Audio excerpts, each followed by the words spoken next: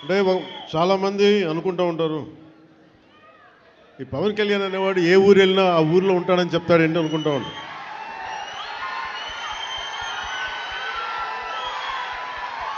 సత్యానంద్ గారు,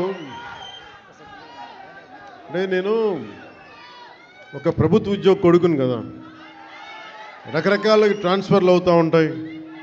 ఇందాక సత్యానంద్ గారు చెప్పినట్టుగా నాకు విశాఖపట్నం తోటి నాకు పరిచయం ఏంటి అంటే, నాకు ఈరోజుకి గుర్తులేదు. 92లో నన్ను పిలిచారు. 92 సత్యానంద్ గారు. అంటే నేను ఏమవ్వాలి అనుకునే పరిస్థితుల్లో చిరంజీవి గారు నన్ను, వీడు ఇంట్లో ఉండి పాడైపోతున్నాడు, ఇంట్లోంచి బయటికి వెళ్ళేవాడు కదా. ఒక 16 ఏళ్ళ అమ్మాయిని ఎలా పిలుస్తారు ఇంట్లోంచి బయటికి వెళ్ళకుండా, నన్ను ఇంట్లో పెట్టేసేవాడు. నాకు వెళ్ళాలంటే ఇట్లా ఉండేవాడిని కదా అప్పుడు. అలాంటి నన్ను తీసుకెళ్ళి వీడికి ఏదో ఒకటి ఇంట్లోంచి పడేస్తే తప్ప వీడు ఏదో నేర్చుకోవడం చెప్పి ఆయన పిలిచి నన్ను విశాఖపట్నం పంపించారు. అలాగే విశాఖపట్నంతో నాకు పరిచయం.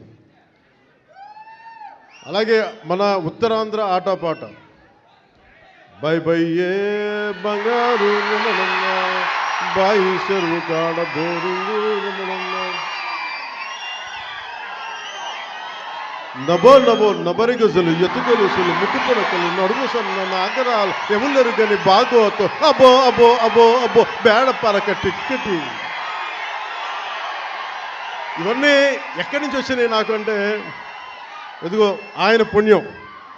ఉత్తరాంధ్ర ఆట పాట నా గుండెల్లో నా అణువున నింపేశారు. అలాగే అంటే అలాంటి విశాఖపట్నం సినిమాలకే కాదు, ఇదే నోవాటెల్లో ఒక 2 సంవత్సరాల క్రితం నలిపేస్తే,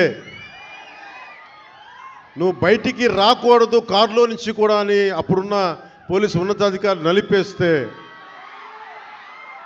నోవాటెల్లో ఉంటే భయభ్రాంతుల్ని చేస్తే, హోటల్ రూముల్ని బూట్లతోటి కొడితే, అరెస్ట్ చేయాలని ప్రయత్నం చేస్తే, విశాఖపట్నం మొత్తం వచ్చి మన నోవాటెల్ ముందుకు వచ్చింది.